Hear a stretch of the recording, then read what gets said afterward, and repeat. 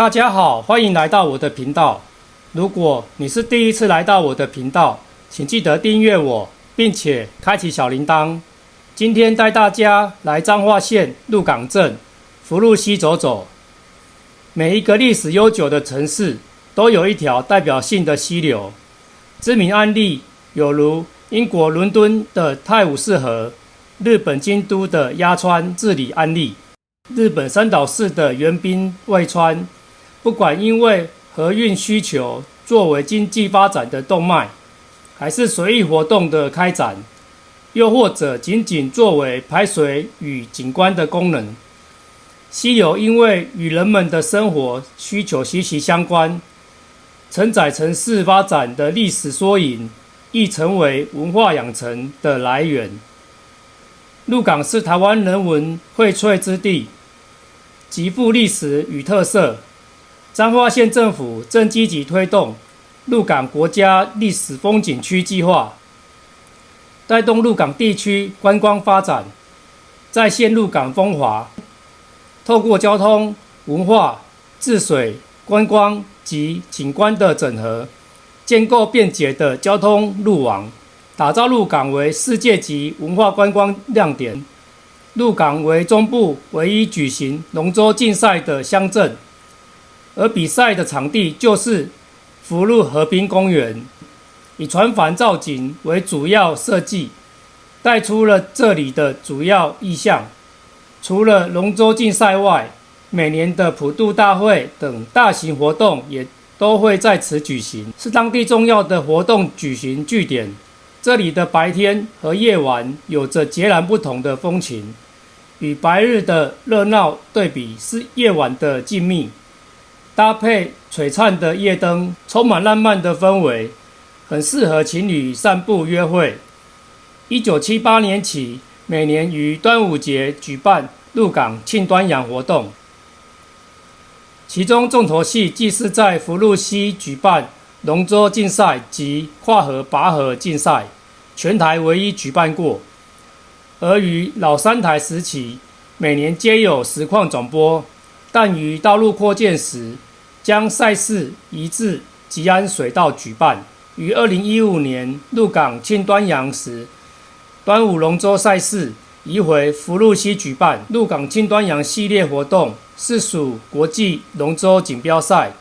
是台湾观光年历中国际级的赛事，也是全国最具特色的庆典活动之一。鹿港庆端阳也名列交通部观光局全国12大节庆之一。在沿海路横跨福禄溪的福兴桥，采浅蓝色钢拱桥设计，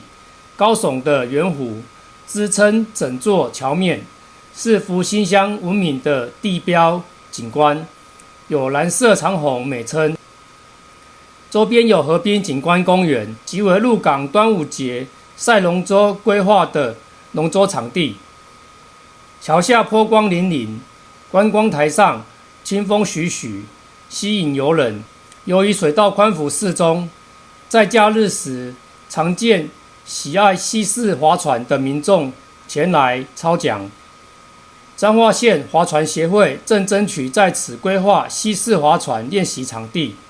推展西式划船水上休闲运动，结合运动与观光，促进运动产业及经济发展。福禄溪水道是中部唯一能举办大型龙舟赛道的河道。自1977年首届鹿港庆端阳活动开始，2005年被交通部观光局列为台湾12大节庆之一，每年都吸引各地游客前往朝圣。龙王祭、国际龙舟锦标赛、端午节巡礼，来鹿港不仅可以看到传统特色，也有不同的新文化与之相乘，蹦出不同火花。